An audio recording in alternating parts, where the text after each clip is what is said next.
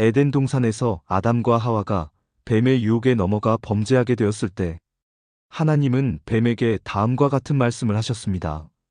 내가 너로 여자와 원수가 되게 하고 너의 후손도 여자의 후손과 원수가 되게 하리니 여자의 후손은 내 머리를 상하게 할 것이요 너는 그의 발꿈치를 상하게 할 것이니라.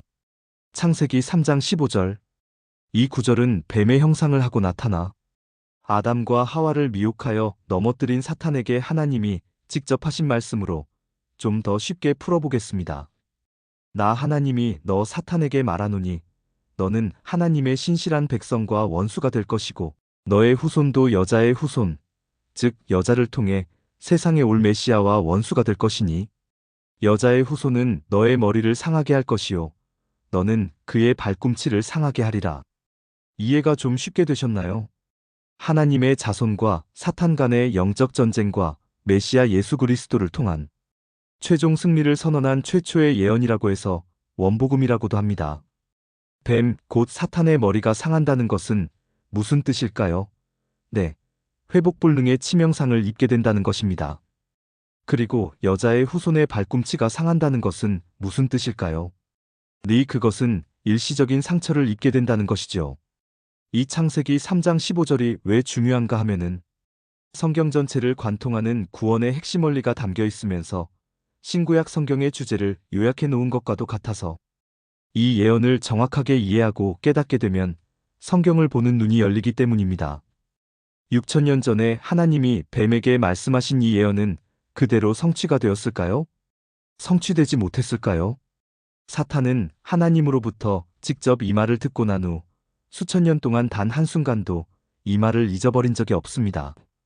위기는 기회라는 말이 있습니다. 사탄은 창세기 3장 15절의 이 말씀에서 큰 위기를 느꼈을 뿐 아니라 새로운 기회를 찾았습니다.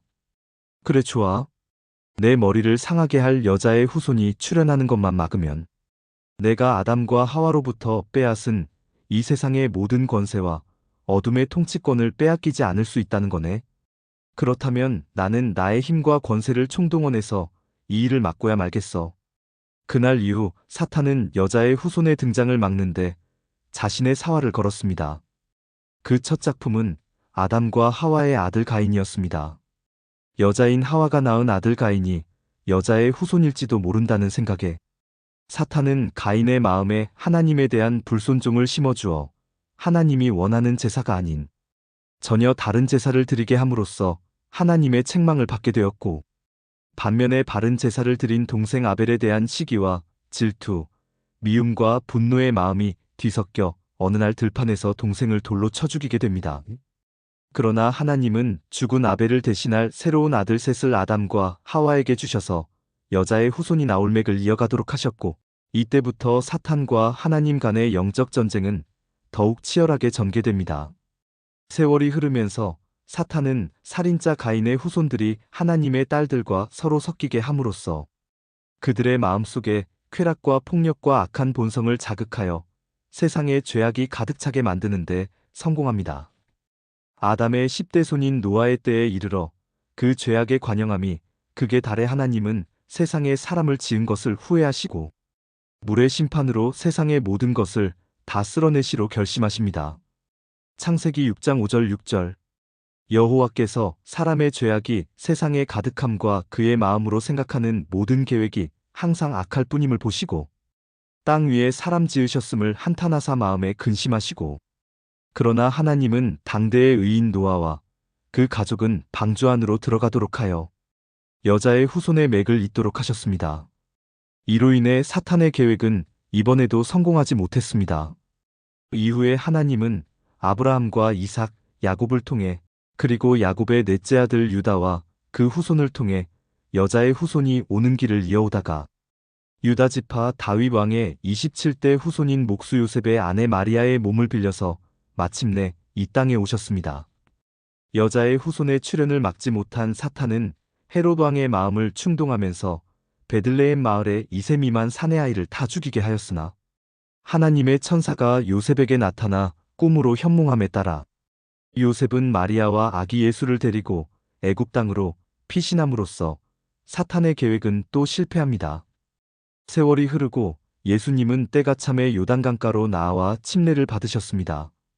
그 후에 광야에서 40일간 금식하며 몸의 기운이 가장 쇠약해졌을 때 사탄은 예수에게 나타나 세 가지 치명적인 질문을 던지며 덫을 놓았습니다.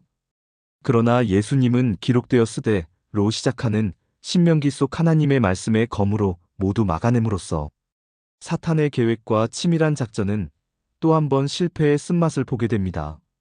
그리고 마침내 예수님이 천국 복음을 전파하기 시작하자 사탄은 두려움에 휩싸입니다. 창세기 3장 15절이 성취될지 모른다는 큰 위기감 속에 비상한 작전 계획을 세웠으니 바로 예수님의 12제자 중 한 명인 가룟 유다에게 예수 팔 생각을 심어주는 것이었습니다. 이 작전은 대단히 큰 성공을 거둡니다.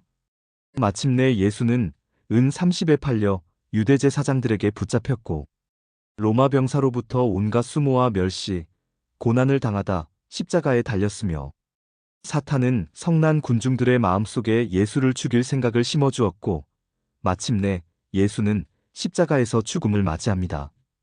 반전에 반전을 거듭하다 최후 승리를 얻게 된 사탄은 자신의 지혜가 하나님의 지혜를 이겼다는 안도감 속에 승리의 기쁨에 취해 있는 사이 3일의 시간이 흘렀고 예수님은 무덤에서 부활하셨습니다. 바로 그 순간 사망과 어둠의 권세가 깨어지고 사탄의 머리도 깨어져 상하게 되면서 창세기 3장 15절은 성취되고야 맙니다. 이 모든 것을 재판정에 비유한다면 이미 판결은 내려졌고 그것을 집행하는 일만 남은 것입니다. 이 최종 집행의 때가 바로 예수 그리스도가 다시 오시는 재림의 때입니다. 우리는 지금 판결과 집행 사이에 유예된 시간 속을 살고 있습니다. 사탄도 자신의 운명을 알고 있기에 이 집행을 막기 위해 과거와는 비교가 안 될 만큼 온갖 술수와 계략을 총동원하여 일하고 있습니다. 그래서 세상의 끝, 마지막 때에 전개될 선과 악간의 싸움은 더욱 치열할 수밖에 없습니다.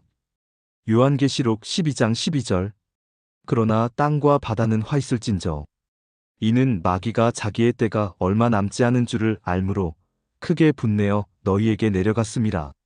베드로전서 5장 8절 근신하라 깨어라 너희 대적 마귀가 우는 사자같이 두루다니며 삼킬 자를 찾나니.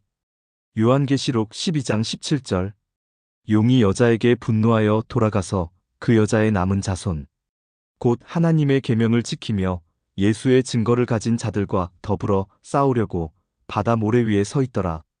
이러한 때에 우리 하나님의 백성은 어떻게 해야 할까요?